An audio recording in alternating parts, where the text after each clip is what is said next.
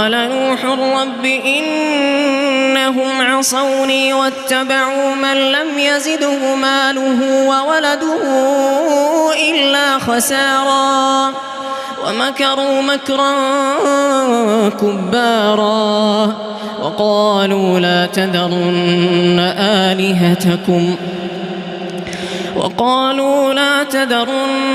آلهتكم ولا تذرن ودا ولا سواعا ولا يغوث ويعوق ونسرا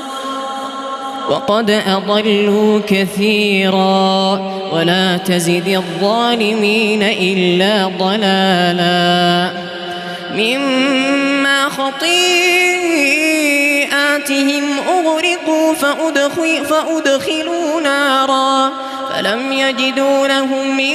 دون الله أنصارا وقال نوح رب لا تذر على الأرض من الكافرين ديارا إنك إن تذرهم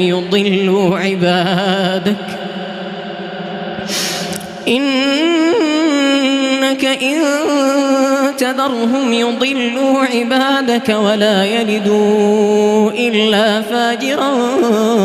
كفارا رب